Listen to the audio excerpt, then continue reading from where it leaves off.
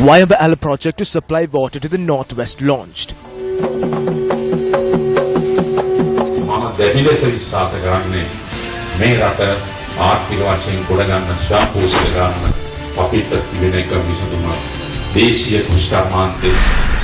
Finance Minister instructs police to curb the drug menace in Colombo.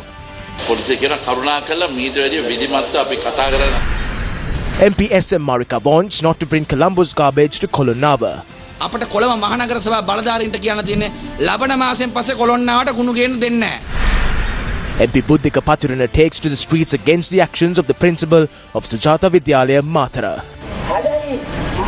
Agrarian organizations urge the government to compensate farmers battered by the drought.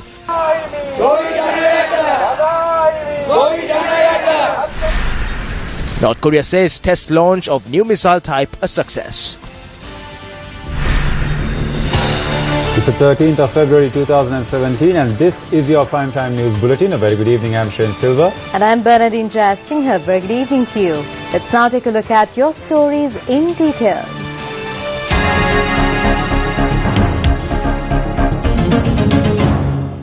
The mega development project Water for Fibre commenced today in Vavamadi-Lagalevilla under the auspices of President Maithripala Sirisena. The primary intention of this project is to resolve water shortages faced by people in the northwestern or Fibre province. President Maithripala Sirisena unveiled the commemorative plaque on the shore of the Vavamadil reservoir today, marking the beginning of the Water for the Fibre project. A large gathering including several ministers and MPs graced the occasion.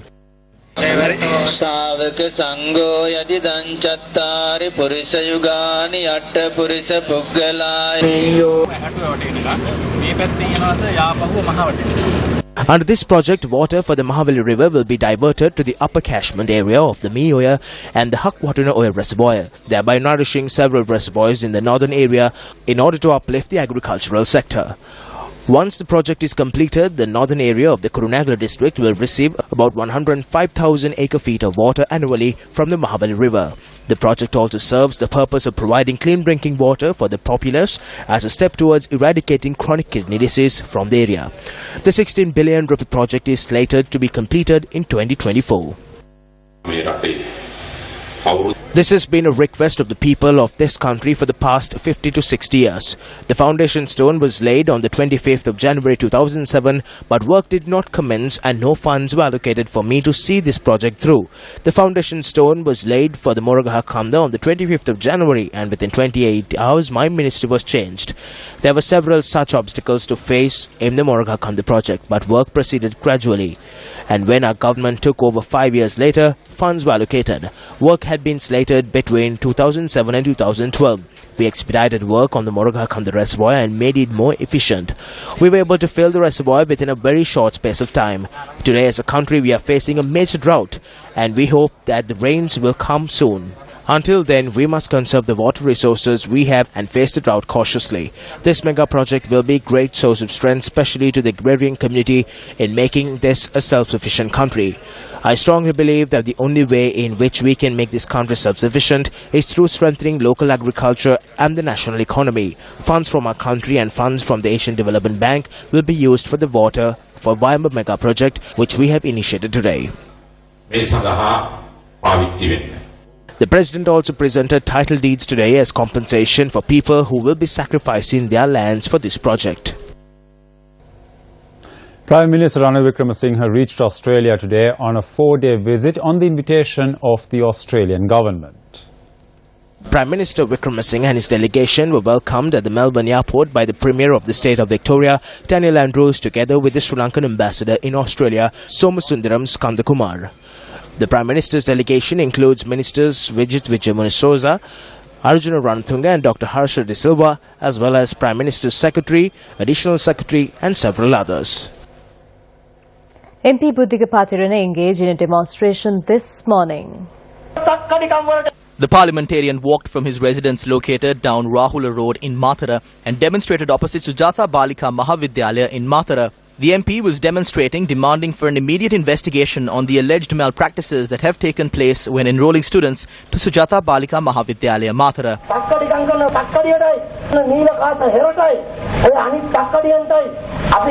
This is a message to those miscreants. I will return. I do not care about the money. The elections, it's not important to me. What is important to me is the next generation. My battle is not against the school, but against the miscreant principle. Everyone must understand that our desire is to take this school forward. Following the demonstration, locals met with the MP at the location and expressed their woes to him. I request the Minister of Education and the Secretary to the Ministry of Education to immediately investigate this principal and all the others who assist her in these acts. An investigation must also be carried out on the Director of the National Schools and the officials at the Ministry who support these acts. They must be punished devoid of their positions. We request that the schools be saved from the National School Mafia. Farmers in 3 districts demonstrated today demanding that farmers be compensated for their cultivations that were destroyed by the severe drought.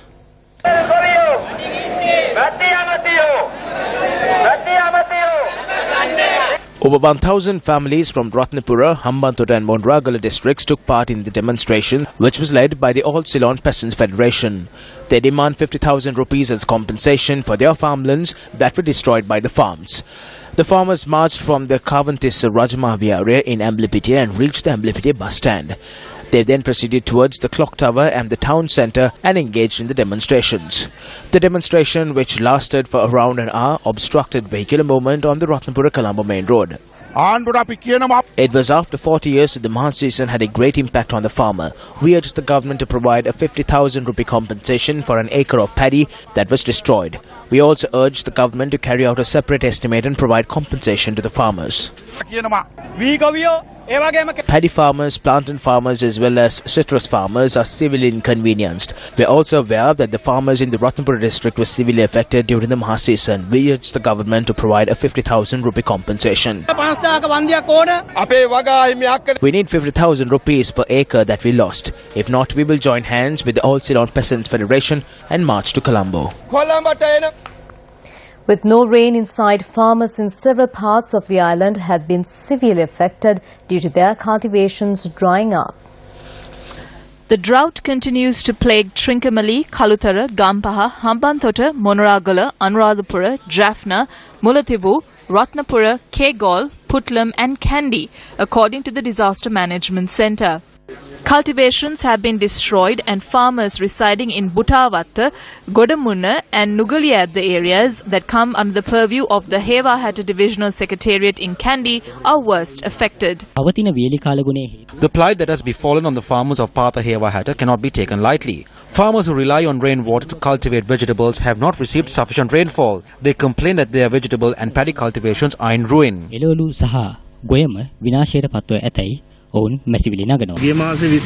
Rains were expected on the 20th of last month and it did rain as predicted, but the rain was insufficient. What can the people do? We have not received the expected harvest of chili, tomato or snake gourd. We grow everything that we eat, but all the crops have died and there is nothing to consume. Over in Anuradhapura, the Ambagahavawa and Kibulpetiya areas in Nochiagama have also been affected by the drought. We cannot stay at home or go to the field. We cannot bear to see the devastation in the fields. Staying at home also brings great distress as we think about our cultivations. I cultivated bitter gourd this time and cultivated corn in a 2-acre plot of land. But the 2 acres of corn cultivation is destroyed. We cannot earn an income from this patch anymore as crops will not grow. Farmers from the Giritale farming community in Polonnaruwa share similar sentiments. They opine that there was insufficient rains to cultivate their fields for the Maha season. Although the farmers were promised compensation and relief, nothing has been provided so far. Therefore, farmers say their livelihoods are uncertain. Farmers state further that nearly 7,000 acres of land in the Polonnaruwa district cannot be cultivated due to the lack of water and therefore have been abandoned. There is not a grain of rice. We live amidst many hardships as we have no assistance or support. We were not compensated for the crop losses. We have to now make it through the yalla season. Only weeds have grown with the limited rainfall we received. There is only a sack of paddy at home, and that too will finish in 1 or 2 weeks. People thought that the drought was over when there were showers for a few days, but our crops are damaged. We did not receive water from the Giritale water scheme this time for cultivation. Up next is Action TV.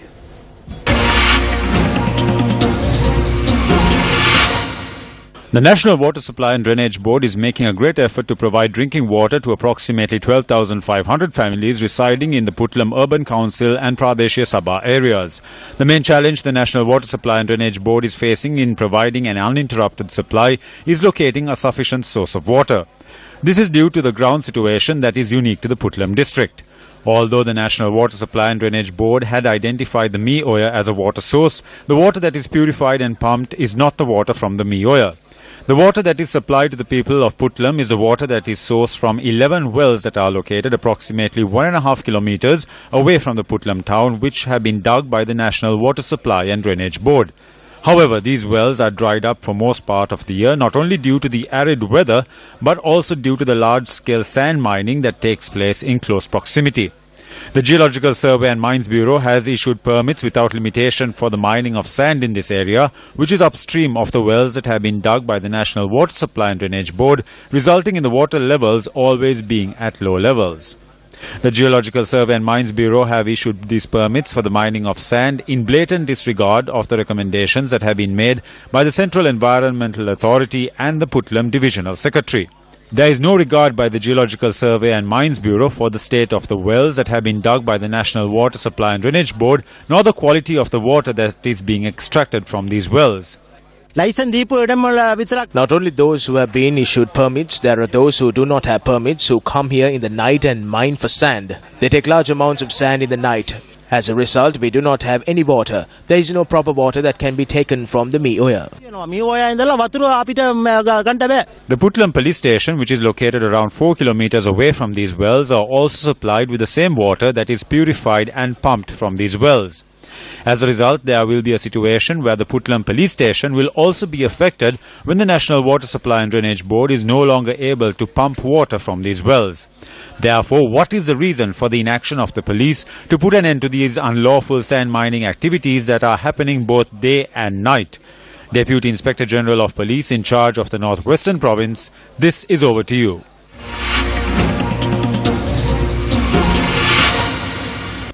Welcome back to the news. The AntiCorruption Front has addressed a letter to the Secretary of the Ministry of Telecommunications and Digital Infrastructure over the Google loan project. The Anti-Corruption Front informs the Secretary of the Ministry of Telecommunications and Digital Infrastructure, Vasanta Deshapriya, that an explanation must be forthcoming at this juncture, given that serious suspicions have arisen in the country over the Google loan project, which was proposed to provide high-speed internet access by establishing Wi-Fi zones throughout the country. The letter, signed by the chairman of the Anti-Corruption Front, Venerable Ulapane Sumangala Thero, reads that suspicions have arisen over the involvement of the company Rama in the implementation of the project. Highlighting the fact that the majority shareholder of the company is an American businessman of Sri Lankan origin, the Anti-Corruption Front claims that an effort is underway to purchase the electromagnetic wave spectrum in the Philippines and Sri Lanka. Pointing out that the electromagnetic wave spectrum in a country is a national resource, the front says that if these transactions are being carried out under the guise of various projects, it would amount to a national catastrophe. In its letter to the Ministry Secretary, the front calls for an explanation on the company Rama, its shareholders, and memorandums of understanding that have already been signed regarding this project. A Google loan project is being initiated in the country to introduce Wi-Fi technology covering the entire country. We looked at this in a very positive light, and we witnessed one of these balloons being sent into flight. Then we saw it crashing down. Then certain statements were made about this by the government. Has the Google balloon project been successful or unsuccessful? Is this being carried out by Google or another company? These are the questions before the country and the people. Answers must be given to repudiate these doubts and suspicions. We reiterate that the government must make a clear statement on this. Newsfirst contacted Muhundan Kanagay, the CEO of the Information and Communication Technology Agency or ICTA, which is spearheading this project. Kanege noted that he does not wish to speak on the matter over the phone and added that he is also unable to visit the Newsfirst Centre and address the concerns raised. He asked that we visit his office instead. While Muhundan Kanege refused the opportunity we gave to say his part, it is our stance that we are not bound to come to a place of his choosing to record a statement. It must be reiterated that the CEO of ICTA was granted an opportunity to clarify his position. The Colombo Divisional Coordination Committee convened today under the auspices of Finance Minister Ravi Karunanayake. MP Mujibur Rahman questioned police officers at this meeting over the alleged failure to arrest drug peddlers in the Colombo District. Are you aware that last week a child died after consuming a tablet near the Grand Mosque? What was the tablet that was consumed? Oh, මොකද්ද ඒ පාවිච්චි කරපු tablet එක?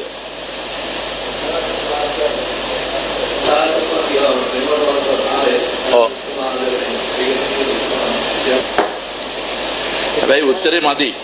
Your answer does not suffice. I call on the police to please look into this. We must speak to you. It does not matter if it is the SP or the IG. We are providing funding and vehicles, but we have not achieved what we wanted even in my electorate in the Colombo District. This is at a very serious level. Tell us what you need and we will provide it. Raids are being carried out, but the trafficking continues. You have apprehended people, I won't deny it, but although you catch them, it does not stop. This racket is continuing in that area.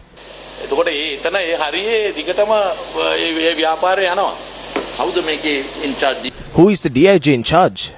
Please tell me, because you are being blamed here. Give us an answer by next week. You know what needs to be done, so we are asking why is it not being done.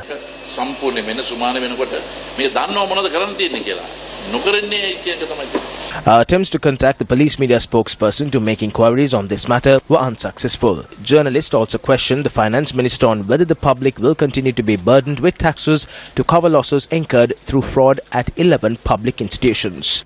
The loss of 110 million was incurred during the regime of Mahinda Rajapaksa. Comparatively, in these years, we have transformed those losses to profit. This is the difference. So far, we have continued without burdening the public, but it is the people who carried out this theft and are shouting about it now.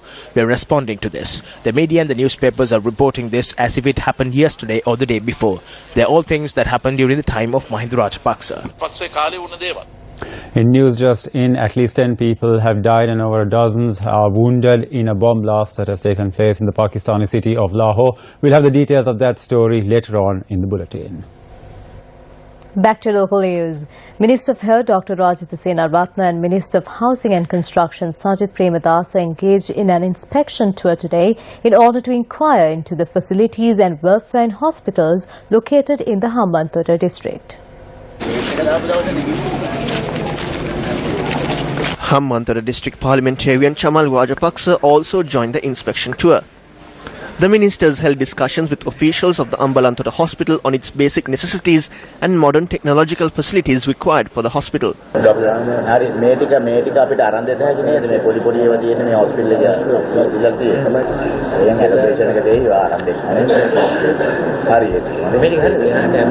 Meanwhile, discussions were also held centering the needs of the rural hospitals in Ambalantota.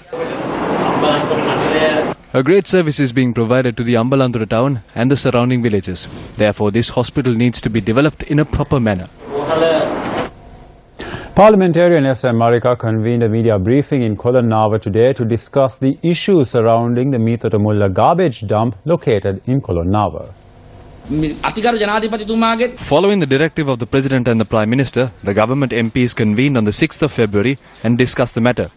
The decision of the SLFP and UNP-led government is that if anyone is obstructing the process that is taking place under the regulations of the Central Environmental Authority, we need to be informed of that.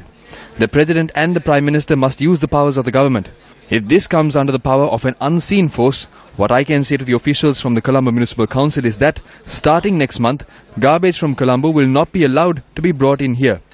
We have been patient and we cannot be patient any longer.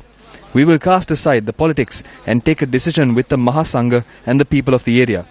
The decision is this: garbage collected by the CMC will not be allowed to be brought in here. The sentiments echoed by MP Marika must be affirmed to the government. You must have an answer to this matter. We cannot be having answers for this. The deadline is the end of the month. If you lay a hand on us, we will not do the same. But if you use ruffians against us, we will ask the people to not resort to such actions but to be calm. Let's take a look at some news from the courts. It was revealed today that the Monetary Board of the Central Bank has issued orders concerning the business activities of the company at the center of the Central Bank bond issue, perpetual treasuries and 2 affiliated companies. The information came to light when a petition filed by the companies in question challenging these orders was examined in the Court of Appeal today. The petition reads that the Monetary Board of the Central Bank had issued orders on the 7th of November 2016 limiting the business activities of these companies in relation to the controversial bond incident. The petition seeks a writ order annulling these orders. 13 persons, including the Governor of the Central Bank, have been cited as respondents. The petition has been filed by Perpetual Treasuries Private Limited, Perpetual Asset Management Private Limited and Perpetual Capital Holdings. Former Defence Secretary Gotabaya Rajapaksa appeared before the Colombo Chief Magistrates Court today in a case filed against him and 7 others by the Commission to investigate allegations of bribery or corruption.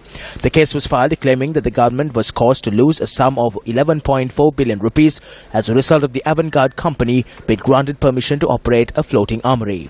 Lawyers for the defendants filed preliminary objections today. The cases filed by the Sebok against former MP Duminder Silva for failing to declare his assets and liabilities as an MP for 3 years were taken up before Colombo Chief Additional Magistrate Aruni Artigalu today. At the previous hearing on the 26th of January, the Additional Magistrate had ordered the Chief Judicial Medical Officer of Colombo to submit a report from a specialist doctor regarding the reported neurological disease condition of the suspect. The Chief JMO of Colombo informed court that a medical board should be appointed to observe the disease. As such, the Additional Magistrate ordered the Director of the National Hospital in Colombo, Dr. Anil Singh, to appoint a medical board and take steps to submit a specialist medical report when the case is taken up again on the 28th of this month. Review of food security and nutrition towards zero hunger was held at the BMICH today. One of the major goals of this program is to achieve zero hunger in the world. In Sri Lanka, this is not difficult to achieve given many factors and advantages we have. I believe that if we could coordinate an effective plan for achieving zero hunger, it would be achievable before the end of the 10-year period. This would certainly contribute to an equitable distribution of wealth and the availability of food and agricultural produce. The review is government-led, government-owned, and specific to your national needs. WFP's responsibility is to work with you, our partners in Sri Lanka, ensuring our activities are closely aligned with and support the delivery of the priorities and targets as identified in this national plan. The copies of the report were presented to former President Chandrika Bandaranaike Kumaratunga, Minister of Finance Ravi Karunanaike and the Minister of Agriculture Duminder Disanaike. The inauguration ceremony of the waste management project launched based on a concept put forward by Minister of Provincial Councils and Local Government Faiz Mustafa was held today. The ceremony for the project, titled Harita Dirya, was held at Royal College Colombo to introduce a process of waste management within the national school system. The students here today is capable of taking the message of a greener Sri Lanka from a greener Royal. This program, which we have initiated, my secretary, when I discussed it with him, he was very encouraged and he said, we will start it at Royal. And I'm sure you all will be an example for other schools. The main objective of the project is to reduce the spread of dengue within school premises and to produce biogas by using the waste material collected in schools. In sports news, Sri Lanka Cricket announced the 15 players who will form the Test and ODI squad during the England Lions tour starting on Friday. The Sri Lanka A team will be led by Dhananjaya De Silva. The list of 15 players include Dhananjaya De Silva, Dimut Karunaratne, Udarajaya Sundara, Sannun Veerakodi, Charita Asalanka, Roshen Silva, Lahiru Gamage, Kasun Rajitha, Ron Chandagupta, Kasun Madhushankar, Asita Fernando, Dilruan Pereira, Amila Ponzo, Jeffrey Vandese and Malinga Pushpakumara. The England Lion Tour of Sri Lanka is scheduled to begin from the 17th of February and will last until the 11th of March, with the first games to be played at the Pallikali International Cricket Stadium. With that, we wrap up Primetime News. Thank you for joining us. Take care and good night.